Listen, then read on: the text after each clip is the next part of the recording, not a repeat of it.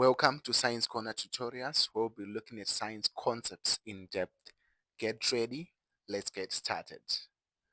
We are looking at the second part of solving simultaneous equations, whereby we are solving simultaneous equations using the method of elimination. So remember, in the previous video, we looked at solving simultaneous equations using the method of substitution.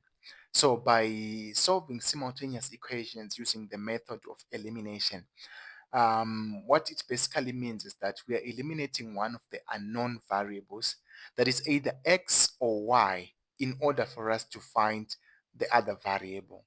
So in an equation, right, for example, equation, if you're given an equation that is saying 2x plus y equal to 7, which is the equation here. But when we want to define our terms, positive 2, which is the coefficient of x, and positive 1, which is the coefficient of y, are what we call coefficients in that equation. Then x and y, right here, x and y are what we call unknown variables. And these are the ones that we are supposed to be finding in a simultaneous equation. In any given equation, we are supposed to be finding the unknown variables, right? So in this instance, our unknown variables are x and y. So how do we go about solving simultaneous equations using the method of elimination?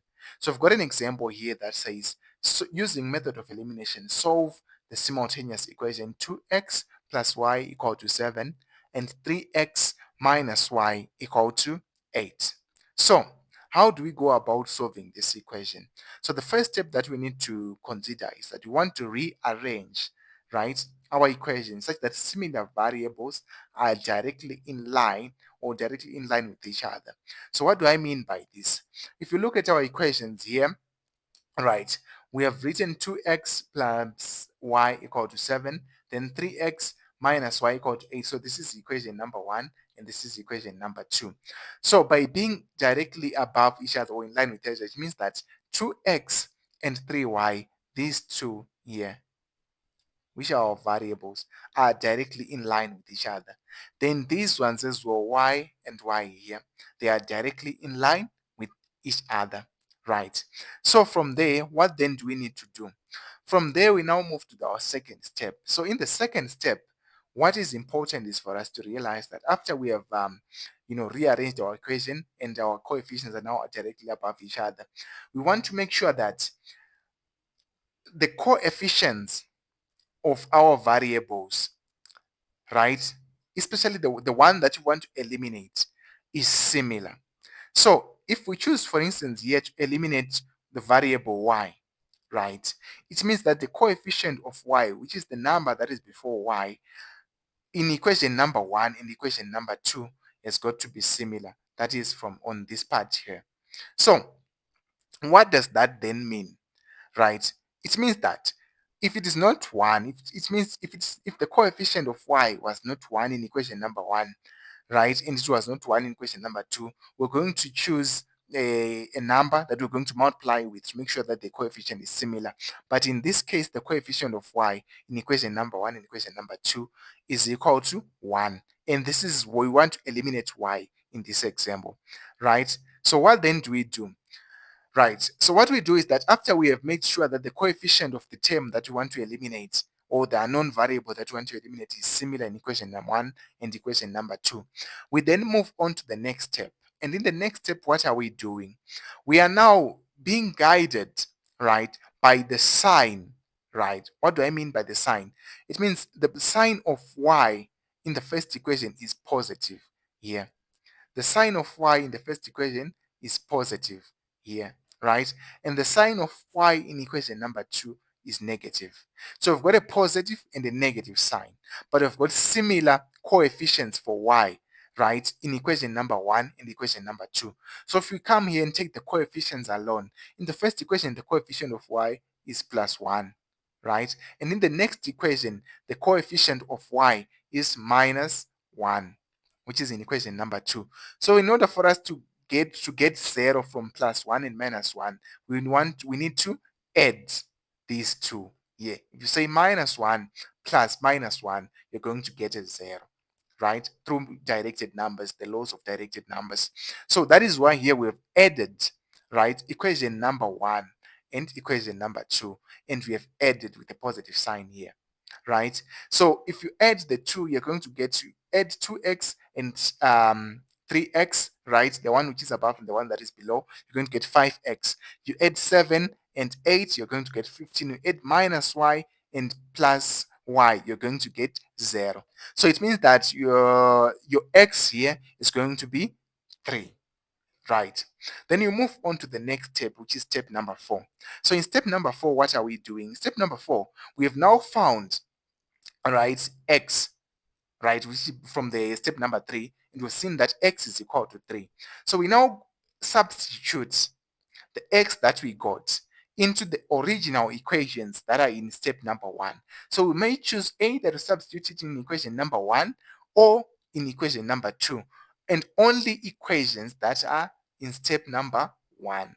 We've got to take note here, right? So if if I choose to take 2x plus y equal to 7, right, which is the first equation, but they remember that we have found x, we've said that x equal to 3, right? So it means that I will substitute wherever there is x, I will put 3. So it's 2 minus where there was x times multiplied by, by 3 here plus y equal to 7. So it means our y equal to 7 minus 6, which is 1.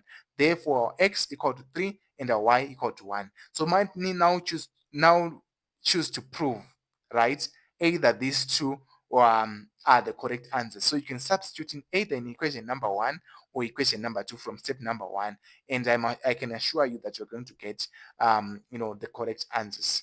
Then from there, we now move on to our second example. So in this second example, we're no longer going to be writing step number 1, step number 2, but I've demonstrated different steps here using different colors, right? So what you're going to notice is that I've got an equation that says solve using method of elimination, 2x plus 5y and x plus 2y equal to 7.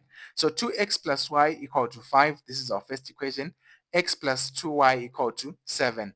That is our second equation. So this is our first step here. So we now move on now to the next step. So the next step that we're going to look at is that we've got 2x plus y equal to 5.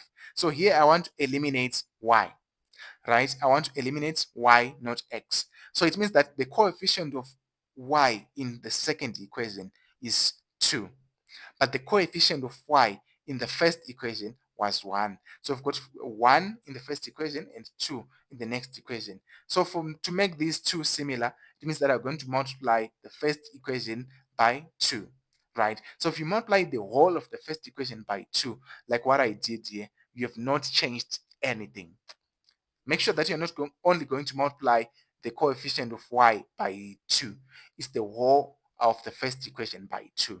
So it's 4x plus 2y equal to 10, right? If you multiply it by 2, then the second equation is x plus 2y equal to 7. So remember now that we've got the coefficients of y are now plus 2 and plus 2. So in order for you to get a 0 from these two, you need to subtract them. So if you subtract 1 from equation number 2 from equation number 1, like here, you're going to get 4x minus x going to 3x equal to 3, and our x equal to 1, right?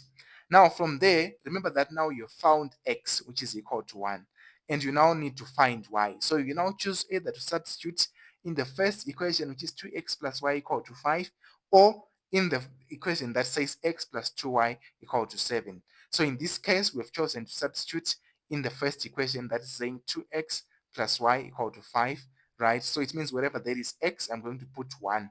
So it's 2 multiplied by 1 plus y equal to 5, and our y equal to 3, right?